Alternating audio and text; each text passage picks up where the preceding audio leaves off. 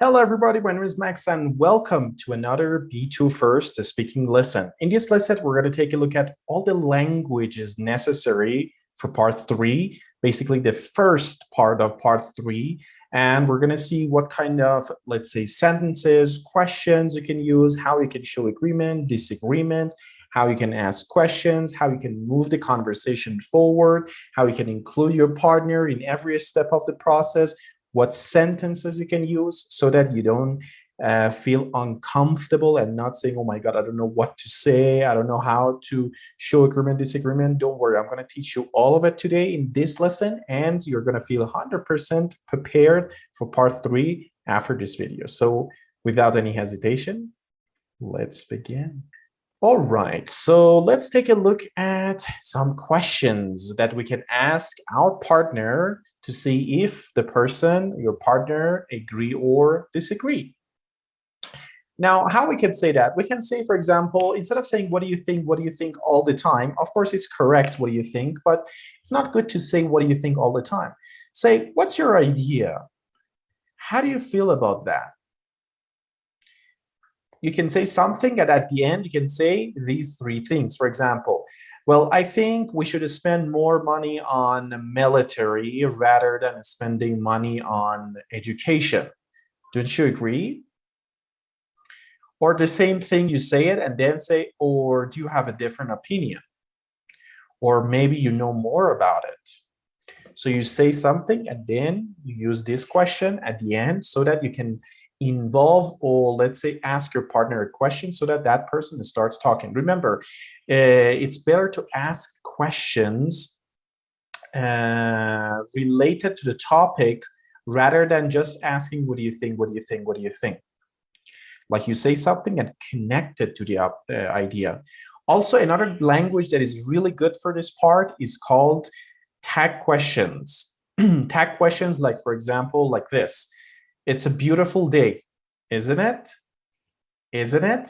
And you say, isn't it? And the other person is going to say, yeah, it's a beautiful day. It's true. It's sunny. It's really good. It's hot. It's warm, blah, blah, blah, blah. So the other person starts talking. So try to check the language of tag questions. It's very easy. You just have to use the auxiliary verb at the subject and try to, if it's positive, change it to negative. And if it's the sentence is negative, you have to change your tag questions into positive. It's not a difficult thing.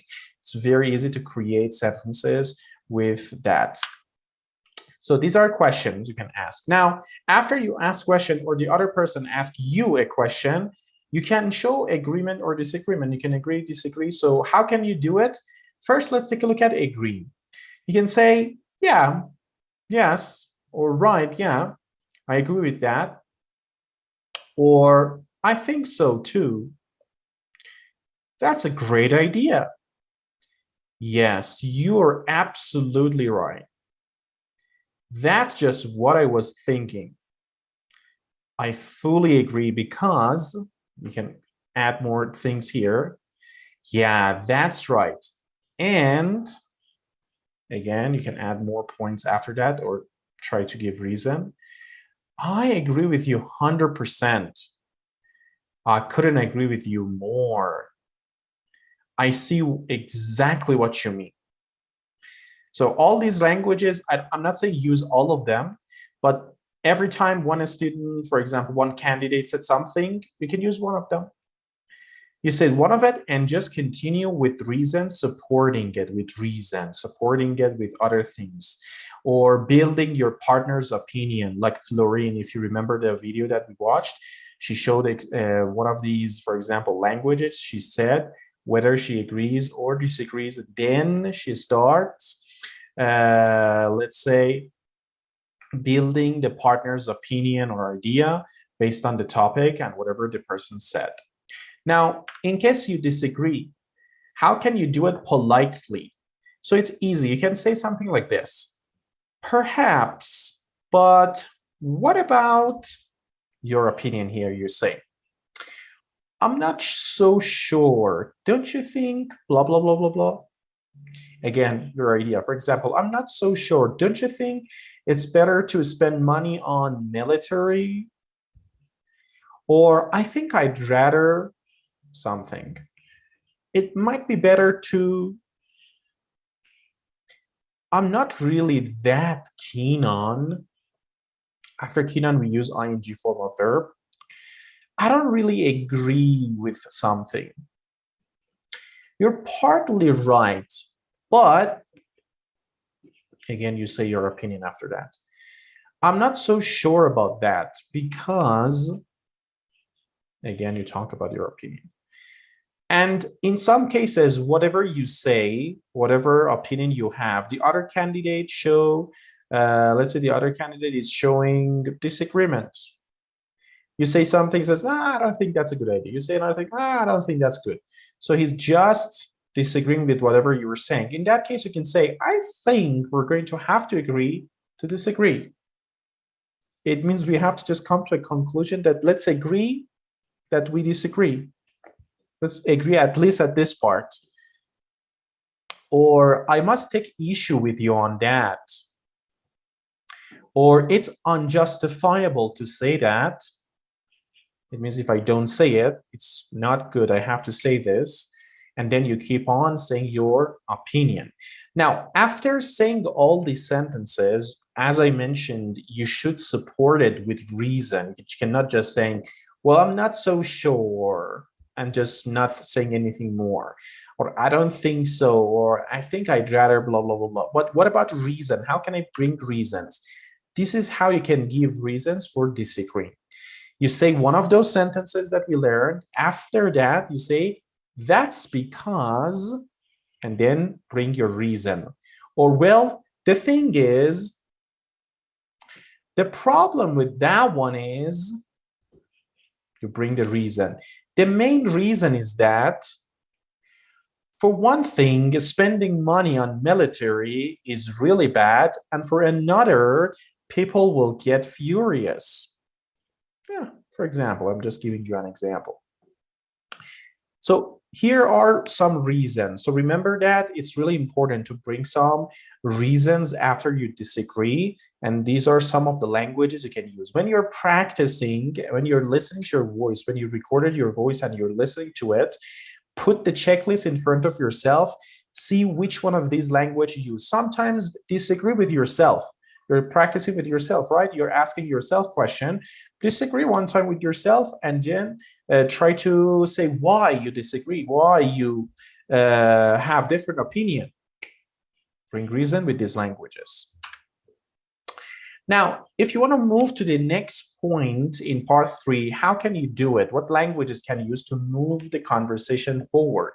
You said something about the first topic. Now you want to move to the next topic. So you can use languages like this. Shall we move on to the next one? What about this one? Let's go on to the next one. What do you think of this idea? How do you feel about that one? Right. Those are the ones we'll choose. This is for the next part, of course. This language is for the next part. I don't think we agree, so let's leave it that way. Or just leave it that. Let's just agree to disagree.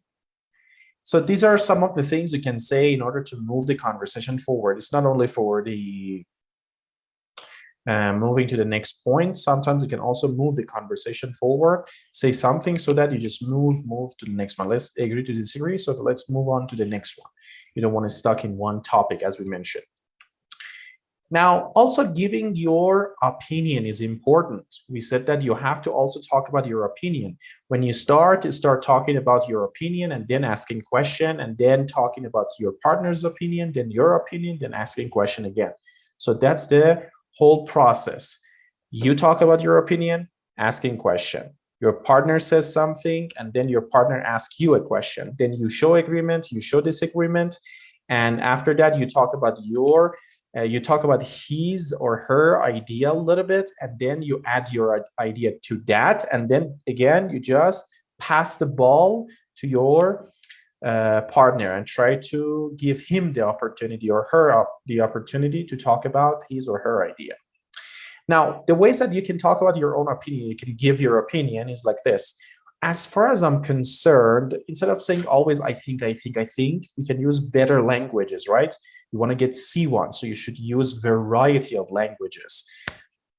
So you can say, as far as I'm concerned, or in my experience, personally, I'd say that speaking for myself, so you can use these languages and then talking about your opinion about the topic. Whatever the topic is, you can use your opinion. Now, we will check all these examples that we're saying in the next lesson. We'll check the real examples and we'll see how the students are doing, and we'll take a look at some problems that might happen if one student is not letting you talk. What's going to happen, how you can handle the situation. We'll take a look at all those kind of situations in the next lesson. Here we're just learning useful languages. Clarifying an opinion. If you want to just say why you have this opinion, you can say it like this. Let me explain. The reason I say this is because, to put it another way, what I mean by that is, so you try to clarify why your opinion is like this. This is the reason why you think the military is bad, why you think education is good. You said something about opinion, okay? You said, for example, we should spend more money on education, right? So why you said that? Then you can use one of these languages to explain the why, to clarifying your opinion. Now, also, you can present a balanced argument. Sometimes it's important to have a balanced argument.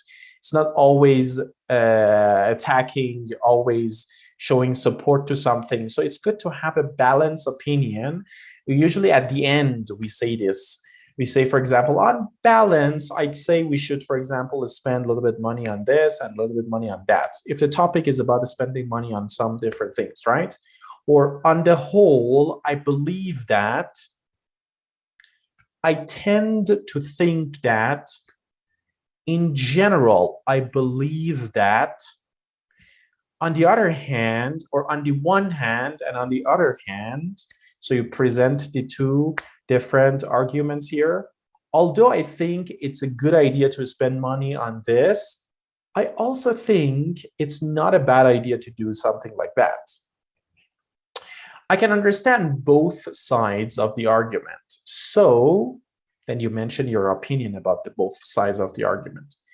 Taking everything into account, I'd say we have to spend money on this sector. So in that case, you can have some kind of a balanced argument at the end of your conversation. And you can use most of this for the second part of speaking, part 3. Most of this language is better to use it on the, let's say, the second part, but you can also use it in the first part, which is that 2 minutes. But just keep in mind that these are some of the good languages you can use in order to present a balanced argument. You don't want to have like always this part or supporting this part. You just want to have some kind of a balanced argument so that you can try to say, okay, yeah, it's true, but also it's like this. You're not to say, no, it's wrong all the time. You don't want to say that. You want to say that, yeah, this idea looks pretty good, but also it has these disadvantages as well. In that case, you are saying something balanced and you don't want to just attack or support all the time. It's not really a balanced conversation in that case. Now, in the next video, what we're going to do is we're going to take a look at real examples. We're going to take a look at least like 10 different examples. So try to watch the next video carefully and try to practice with all the things we mentioned, and definitely record your voice, have a checklist, and try to check things that you're doing, check the things that you're doing wrong, and try to practice and make it better every time. Okay, you have to record your voice like 2 or 3 times for one practice, whether we are talking about part 1, part 2, or part 3. Okay, with one question, you have to practice 2 or 3 times. Every time you have to correct and make yourself better. First, you record 1 time, you see what your problems are. Then the second time, try to fix it. And the third time, you want to make it better.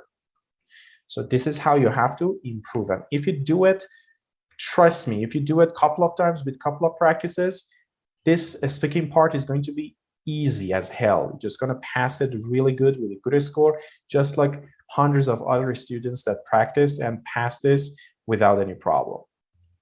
All right, so thank you for watching, and I'll see you in the next lesson.